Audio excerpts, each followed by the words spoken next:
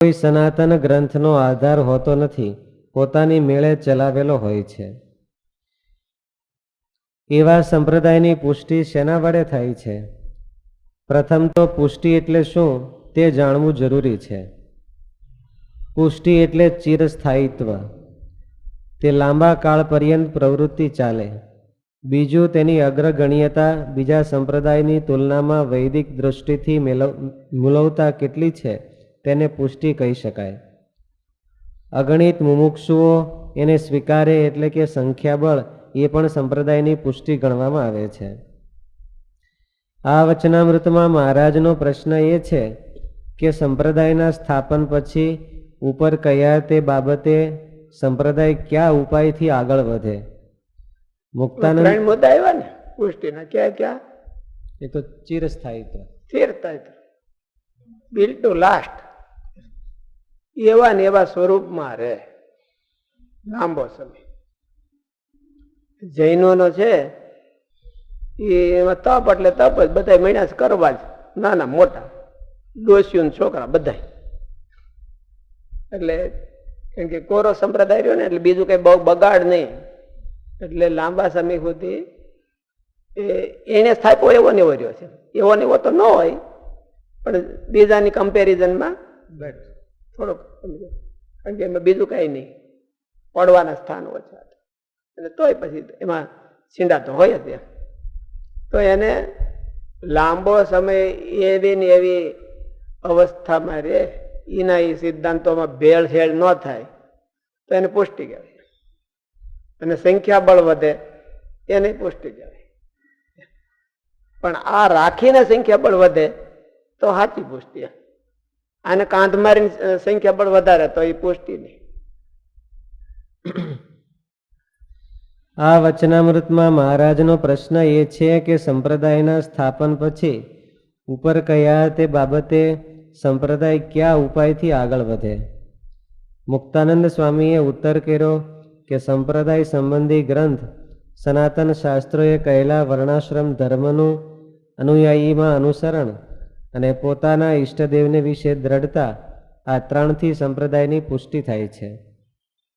પછી તે જ પ્રશ્ન મહારાજે સદગુરુ બ્રહ્માનંદ સ્વામી તથા સદગુરુ નિત્યાનંદ સ્વામીને પણ પૂછ્યો, તો તેમણે પણ તે જ ઉત્તર આપ્યો જે મુક્તાનંદ સ્વામીએ કહ્યું હતું. ત્યારે મહારાજ કહે, લ્યો એ પ્રશ્નનો ઉત્તર અમે કરીએ.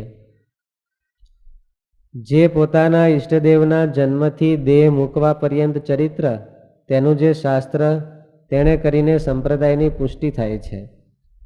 તે શાસ્ત્ર સંસ્કૃત હોય અથવા પ્રાકૃત ભાષામાં હોય, પણ સંપ્રદાયની પુષ્ટિ તેનાથી થાય છે. તેને વિશે ઈષ્ટદેવનો ખાલી એમ કે મહારાજનું કહેવાનું એમ છે, ખાલી સિદ્ધાંતની વાતો કરે તો એનાથી પુષ્ટિ ન થઈ જાય. સિદ્ધાંતના રોલ મોડેલ હોવા જોઈએ, એક્ઝામ્પલ હોવા જોઈએ, લીડ બાય એક્ઝામ્પલ. એટલે મહારાજે પછી એમ કીધું કે ઈષ્ટદેવે જે સંઘર્ષ કર્યો હોય અને ઈષ્ટદેવે સંઘર્ષના જે બધા ચરિત્રો કર્યા હોય એનાથી વિશેષ થાય. પછી બીજો નંબર મહારાજે એને આપ્યો કે સ્થાપકને, આદ્ય સ્થાપક હોય એને જે સંઘર્ષ વેઠ્યો હોય એ સિદ્ધાંત માટે વેઠેલો હોય. આપણે એમ કે ગુરુકુળ તો કોઈ સંપ્રદાય નથી પણ સંસ્થા છે, તો આ સંસ્થાની પુષ્ટિ કેમ થાય?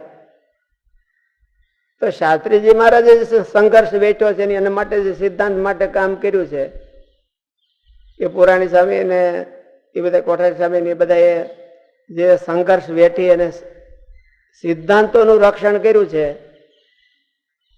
એની જે ઘટનાઓ છે એ જે પાછલા માણસોને બહુ મગજમાં બેસી જાય તો સંપ્રદાય સંસ્થાની પુષ્ટિ થાય. એવી જ રીતે મહારાજના સિદ્ધાંતો હોય અને મહારાજે નંદ સંતોએ જે સંઘર્ષ કર્યો છે અને હરિભક્તોએ જે સંઘર્ષ કર્યો છે અને એ શા માટે સંઘર્ષ કર્યો છે એને બરાબર હરખા આત્મસાત કરે એ બધાને, તો એના સંપ્રદાયની અંદર પુષ્ટિ થાય. અને એ બધા સંઘર્ષને જોઈને જ એની ક્વોલિટી જોઈને બીજા માણસોએ સંપ્રદાયમાં એન્ટ્રી કરી હતી, એની ક્વોલિટી જોઈને. એ જો બધા લફંગા હોય તો ઓલા ભાગી જાય, સારા માણસો હોય એ ભાગી જાય. પણ એની ક્વોલિટી જોઈ અને ભલભલા પેલા એમ કે મહંતો ને મઠાધીશો ને એ બધા વીણાતા આવવા, એની ક્વોલિટી જોઈને આવતા.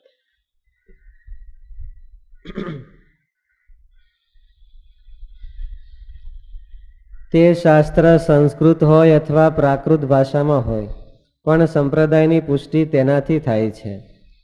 તેને વિશે ઈષ્ટદેવનો પૃથ્વીને વિશે જન્મ લેવાનો હેતુ પણ આવી જાય છે. તેમના આચરણમાં ધર્મ પણ આવી જાય છે અને ઈષ્ટદેવનો મહિમા પણ આવી જાય છે. સંઘર્ષ વિના સિદ્ધાંત છે એ ઉજાગર ન થાય. એમ ખાઈ પીને હાલ્યા જતા હોય એમ સિદ્ધાંત હું, અને હું ખબર પડે કે આનો સિદ્ધાંત શું છે. એને આમાં સંઘર્ષ ખેલવો પડે અને ચેલેન્જ આવે ત્યારે એની માલિપાથી હું સિદ્ધાંત છે કે હું નથી એ તરત ખબર પડે છે. એટલે એવા પ્રસંગો છે એ સંપ્રદાયને ઉજાગર કરે, લાઈટ હાઈલાઈટ આપે બીજા કરતા કે આ જો આમાં વિશેષતા છે અને આને બીજા કરતા વિશેષતા બતાવી દેવી એ તો એની પુષ્ટિ છે. અને એ જોઈને પાછા બીજા સંખ્યા પણ હોતે વધે. માટે તેવા શાસ્ત્રથી સંપ્રદાયની પુષ્ટિ થાય છે, પણ ઉપનિષદ, બ્રહ્મસૂત્ર કે ગીતા જેવા સનાતન શાસ્ત્રોથી કોઈ વિશેષ સંપ્રદાયની પુષ્ટિ થતી નથી. મુક્તાનંદ સ્વામીએ સંપ્રદાયના ગ્રંથ, વર્ણાશ્રમ, ધર્માચરણ અને ઇષ્ટની દ્રઢતા સંપ્રદાયની પુષ્ટિ માટે કહ્યા. બ્રહ્માનંદ સ્વામી નિત્યાનંદ સ્વામીને પૂછ્યું તો તેમણે પણ એ જ બતાવ્યું, પણ મહારાજે તે ઉત્તરને પૂરતો ન માન્યો અને આગળ ઉત્તર આપ્યો તો તેમાં શી ઉણપ દેખાણી અને મહારાજે શું વિશેષ કહ્યું તે વિચારવું જરૂરી છે. બહુ મહત્વનો મુદ્દો છે. શું મુક્તાનંદ સ્વામી જવાબ આપ્યો એના કરતા મહારાજે શું વિશેષ? મુક્તાનંદ સ્વામી કીધું કે ધર્મમાં રહેવું અને ભક્તિ કરવી તો એમાં સંપ્રદાયની પુષ્ટિ થાય. તો હું ખોટું કીધું? ધર્મમાં રહે તો પુષ્ટિ થાય? હું ખોટું ખોટું શું કીધું? તો મારે ફેરવો શું કરવું? ફેરવો શું કરવો? એટલે શું કર્યું પૂરું એમ? શાસ્ત્રમાં કીધો હોય હા, એ બધો ધર્મ નહીં એમ, પણ ઈષ્ટદેવે કે સ્થાપકે જે ચૂઝ સિલેક્ટ કરીને આપ્યો હોય એ ધર્મનું પાલન કરે. કઈ વાંધો નહીં, એ ધર્મનું પાલન કરે સિલેક્ટ કરેલું. અને મહારાજે એડ કર્યું હોય, મુક્તાનંદ સ્વામીમાં એડ કર્યું હોય તો શું છે કે ઈષ્ટદેવના ચરિત્ર એટલું એડ કર્યું. અને ધર્મમાં રહેવાનું એ તો ઓલા વચનામૃતમાં આવ્યું, તો ઓલું સુધા સિંધુમાં આવ્યું ને કે ધર્મ ભક્તિ અને ભક્તિ અને સંખ્યાબળ આ પુષ્ટિ કીધી ત્રણને. આમાં શું છે કે બીજા સંપ્રદાય કરતા આની હાઈલાઈટ વૈદિક દ્રષ્ટિએ હે વૈદિક દ્રષ્ટિએ આની અગ્રતા એ એક પુષ્ટિ છે. એટલે 4 મુદ્દા થયા. ધર્મે યુક્ત બધાના જીવન, ધર્મે યુક્ત બધાના જીવન અને વૈદિક દ્રષ્ટિએ એની અગ્રતા, અને ત્રીજું કે ભગવાનના ચરિત્રો, જે હેતુ માટે જે ચરિત્રો હોય એ ચરિત્રો, સંખ્યાબળ હે ઓલું સંખ્યાબળ. હા, ચરિત્રો તો પુષ્ટિ કરનારા છે, પણ પુષ્ટિ એને નહીં, પુષ્ટિ તો સંખ્યાબળ. તો મુક્તાનંદ સ્વામી એનો જવાબ દીધો કે એ પુષ્ટિ કરવામાં આજે ભગવાનના ભક્તો હોય, ફોલોવર, એનું ધર્મ યુક્ત, ભક્તિ યુક્ત ધર્મ વાળું જીવન હોય, આચરણ હોય તો સંપ્રદાયની પુષ્ટિ થાય. મહારાજે એમ કીધું કે ભગવાનના ચરિત્રો હોય તો સંપ્રદાયની પુષ્ટિ થાય. તો મહારાજ શું વિશેષ કીધું? અને મુક્તાનંદ સ્વામી કીધું તો એમાં શું ખામી આવી? એટલે બધા ચરિત્રો નહીં, પણ કે જે સિદ્ધાંતના ચરિત્રો એ નથી. તો એમાં સિદ્ધાંતના ચરિત્રો ધર્મયુક્ત હોય એ બધા પાળે તો શું? ધર્મ અને ભક્તિની પુષ્ટિ તો શાસ્ત્રમાં હોતે કરી છે. ધર્મ અને ભક્તિની પુષ્ટિ તો શાસ્ત્રમાં હોતે કરી છે, અને એ તો બધાને કોમન છે. બધાને કોમન છે. વૈષ્ણવ ધર્મમાં કોમન છે. ધર્મ અને ભક્તિની ક્વોલિટી, ધર્મ અને ભક્તિની કિંમત ક્યાં નથી થતી? અને ધર્મ અને ભક્તિની રામાનુજાચાર્યમાં નથી થતી, કે વૈષ્ણવાચાર્યમાં નથી થતી, કે સ્વામિનારાયણમાં નથી થતી. ધર્મ અને ભક્તિની તો બધી કિંમત છે. એ આનાથી નોખા કઈ વાતમાં પડે છે? એક ધર્મ અને ભક્તિ વાળો હોય એ હરખો જ હોય. હાલો એને 80% ધર્મ અને ભક્તિ પાળે, 100% પાળે છે એમ કહો ને આપણે. એક વ્યક્તિ છે એ 100% ધર્મ અને ભક્તિ પાળે છે, અને બીજી વ્યક્તિ છે એ 100% ધર્મ અને ભક્તિ પાળે છે. તો એક છે એ બીજો હોય ને બીજા સંપ્રદાયમાં માનતો હોય ને એક છે એ બીજા સંપ્રદાયમાં માનતો હોય, તો એ ભેદ ક્યાં પડ્યો? સંપ્રદાય ઈષ્ટદેવ. ઈષ્ટદેવ, ઈષ્ટદેવ કોને માને છે એને કરીને ભેદ પડ્યો છે. ઈષ્ટદેવ કોને માને છે એને કરીને ભેદ પડ્યો છે. આની સંખ્યા વધે એટલે યાદ થાય ને, પુષ્ટિ એનાથી થાય છે. હોતી માણસોની હોતે જરૂર પડે છે. એટલે એ છે ધર્મ. બહુ મગજમાં નથી આવ્યું તમને હજી, મને એવું લાગે છે કે પણ આ ડિફરન્સ બહુ ઝીણો છે. ઝીણો છે ને એટલા માટે છે કે આપણે ઘણી વખત વાત કરી છે કે સંપ્રદાય સિવાય બીજે ધર્મ અને ભક્તિ વાળા જીવન કોઈના હોય કે ન હોય? ધર્મ અને ભક્તિ વાળા જીવન હોય કે ન હોય? તો એનાથી આપણા સંપ્રદાયની પુષ્ટિ, એનાથી આપણા સંપ્રદાયની પુષ્ટિ થઈ જાય. અને ખાલી ધર્મ અને ભક્તિ વાળા હોય એનાથી સંપ્રદાયની પુષ્ટિ થઈ જાય? ન થાય.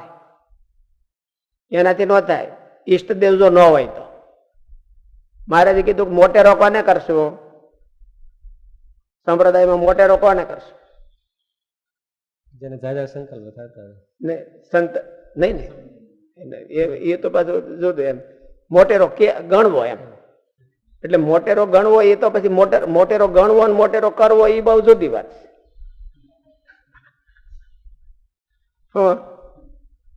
શું ફેર ભાઈ સ્વામીજી? મોટેરો ગણવો અને મોટેરો કરવો એમાં બે માં શું ફેર? જનમંગલ સ્વામી હે હોય એમાંથી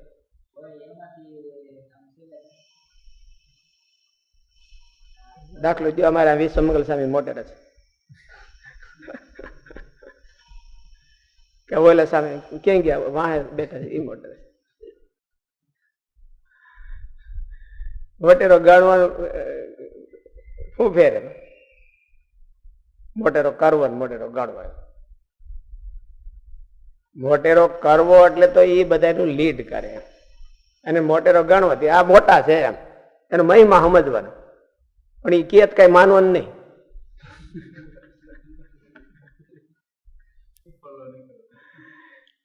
ફોલો કરવા યોગ્ય રોલ મોડેલ કોણ છે?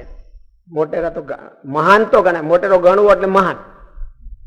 મહાન તો ઘણા હોય, પણ બધા મહાન લીડર ન હોય. લીડર તરીકે રાખવો કોને? એટલે મોટેરો બનાવવા.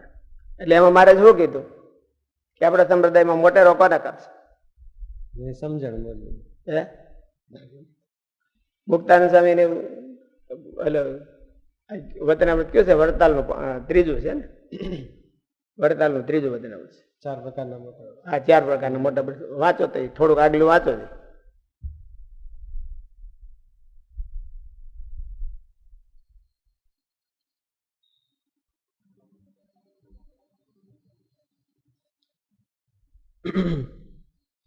પછી શ્રીજી મહારાજ બોલ્યા છે, આપણા ઉદ્ધવ સંપ્રદાયને વિશે જ્ઞાન, વૈરાગ્ય, ધર્મ અને ભગવાનની ભક્તિ એ 4 વાના જેમાં હોય તે એકાંતિક ભક્ત કહેવાય. અને આપણા સત્સંગમાં મોટો કરવા યોગ્ય પણ તે જ છે. અને એ 4 સંપૂર્ણ ન હોય ને એક જ મુખ્યપણે કરીને હોય તો પણ 3 જે બાકી રહ્યા તે એક એકના પેટામાં આવી જાય એવું એક ક્યું એ 4માં શ્રેષ્ઠ છે. ત્યારે ગોપાળાનંદ સ્વામીએ તથા મુક્તાનંદ સ્વામીએ કહ્યું છે, એ મહારાજ એવો તો એક ધર્મ છે, તે ધર્મ હોય તો તેણે 3 વાના તે પુરુષમાં આવે. ત્યારે શ્રીજી મહારાજ બોલ્યા છે, ધર્મ તો કેટલાક વિમુખ માણસ હોય તેમાં પણ હોય, માટે તેને શું સત્સંગમાં? વિમુખ એટલે મહારાજ વિમુખ નો મિનિંગ એ છે આમ તો વિમુખ કહેવાય નહીં, ધર્મવાળો હોય તો આસ્તિક જ હોય, પણ વિમુખ નો કહેવાનો એ છે કે બીજા ઈષ્ટદેવને માનતો હોય અથવા તો આપણા સંપ્રદાયમાં ન હોય અને કોમન હોય, હે જનરલ ધર્મ હારા સદાચાર પાળતો હોય, સદાચાર પાળતો હોય તો એમાં હોતી હોય તો એને મોટેરો કરશું, એને મોટેરો કરી તો શું કરે? ક્યાંક લઈ જાય ગેરન માર્ગે, એને લઈ જાય ગેરન માર્ગે. એ મોટેરો કરવા યોગ્ય નથી. તો મોટેરો કરવા યોગ્ય કોણ છે? જેને ઈષ્ટદેવમાં ચોંટ્યો હોય. ઈષ્ટદેવમાં ચોંટ્યો હોય તો એ બધાને લઈને મોટેરો કરે તો લઈને ધડી ન્યા લઈ જાય. હા, આપણે ત્યાં મોટો સમૂહ હોય અને ક્યાંક બીજે ચોંટ્યા હોય અને એકાદ બે ડાબોળિયા કરી ગયા હોય તો એ ઢળી ન્યા લઈ જાય. આમાંથી હાથે હોય ને ભેળા કરવાના ન્યા લઈ જાય. એટલે બીજે ચોંટ્યો હોય તે સંપ્રદાયને ગાબડું પાડે કે હારો ધર્મ વાળો હોય તો, વૈરાગ વાળો હોય તો મોટું ગાબડું પડે, તો મોટું ગાબડું પાડે. એટલે મહારાજ એ ઘટ્યું છે ને એટલે મહારાજ આ જવાબ દીધો છે કે ઈષ્ટદેવના ચરિત્રોમાં મહારાજ કે ધર્મ તો છે જે આવી જતો હોય, અને મહારાજને કહેવાનું એમ છે આવી જતો હોય એટલે મહારાજને કહેવાનું છે કે અમે ધર્મ વિનાના ચરિત્રોની વાત નથી કરતા. અહીંયા ધર્મ વિનાના ચરિત્રોની વાત નથી કરતા કે વૈરાગની ગેરહાજરી વાળા ચરિત્રોની વાત. ભગવાનના ચરિત્રોમાં તો વૈરાગ કે ધર્મ કે એવું કઈ જોવાનું હોય નહીં, એ તો દિવ્ય છે, પણ લોકની દ્રષ્ટિએ એવા ચરિત્રોની વાત નથી કરતા. તો અમે તો સંઘર્ષના ચરિત્રની વાત કરીશ કે એને સંપ્રદાય સિદ્ધાંતો સ્થાપવા માટે જે સંઘર્ષ વેઠ્યા છે એવા ચરિત્રોની વાત કરી. અને એ ચરિત્રોમાં જો ઈષ્ટદેવ ન હોય તો બધું કોમન બધું છે જ બધી. એનાથી વિશેષ સંપ્રદાયની પુષ્ટિ ન થાય, ધર્મની પુષ્ટિ થાય, વૈરાગની પુષ્ટિ થાય, ભક્તિ હોય તો આસ્તિકતાની પુષ્ટિ થાય, પણ સંપ્રદાયની પુષ્ટિ ન થાય. ઈષ્ટદેવને એક મુખ્ય કેન્દ્ર ઈષ્ટદેવ ન હોય તો એની પુષ્ટિ ન થાય. ફરીથી વાંચો બોલું. મહારાજે હું એમાં વિશેષ કીધું અને શા માટે મહારાજને એવું કેવું પડ્યું? બધા બ્રહ્માનંદ સ્વામી, ગોપાળાનંદ સ્વામી ને મુક્તાનંદ સ્વામી એના જવાબને ક્રોસ કરીને મહારાજ લઈ ગયા છે, અને એમણે એમ તો ક્રોસ ન કર્યો હોય.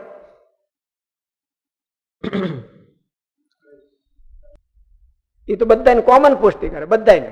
આપણા સંપ્રદાયમાં હોય તોય હું, અને બીજામાં હોય તોય હું, ત્રીજામાં હોય, પણ સંપ્રદાયની પુષ્ટિ તો ઈષ્ટદેવને માટે કર્યું હોય એની કરે, એ સંપ્રદાયની કરે.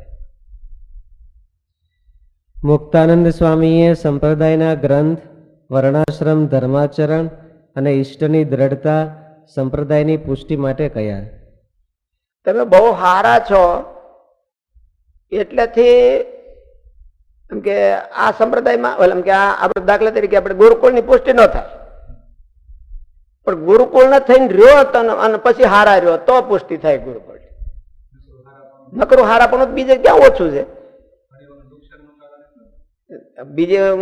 બીજે ચોઈટું હોય મોઢું તો નુકસાન ગાબડું પડે. સંપ્રદાયમાંથી હોતી કે સંસ્થામાં એવું કઈ નહીં, સંપ્રદાયમાંથી ગાબડું પડે.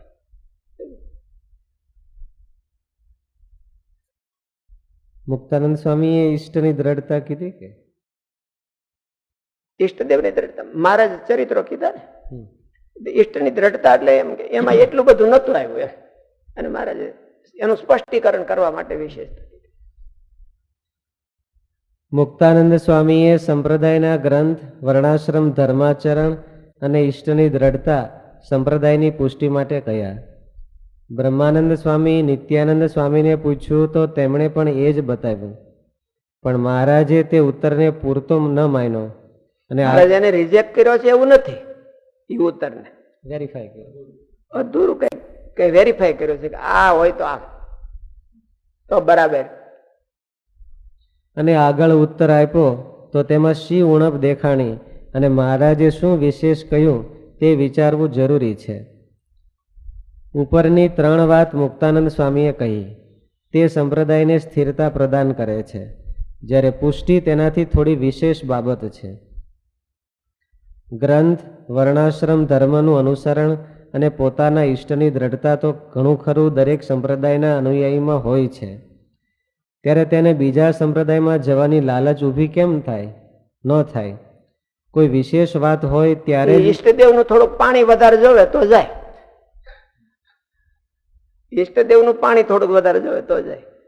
ધર્મ એ તો બધામાં હોય છે, આપણા કરતા સારા ધર્મ વાળા હોય છે. કોઈ વિશેષ વાત હોય ત્યારે જ મનુષ્યને તેને સ્વીકારવા નવીન ઈચ્છા થાય. તે નવીનતા છે. એટલે સુધા સિંધુભાઈ એ જ કીધું ને કે સ્થાપકનું પાણીદાર હોય, ઈષ્ટદેવનું બીજા કરતા વિશેષ કઈ દેખાય, અને ત્યાર વખતના જે બધા એના ફોલોવર હોય એ પાણીદાર હોય તો એને જોઈ દે બીજા સંપ્રદાયમાં એકાબીજા ચેન્જ થાય, ધર્મ પરિવર્તન. એટલે આ ધર્મ પરિવર્તન ન કહેવાય પણ આ સંપ્રદાય પરિવર્તન. તે નવીનતા છે પોતાના ઈષ્ટદેવના ચરિત્રો અને તેનાથી ઉપસી આવતું તેમનું વ્યક્તિત્વ.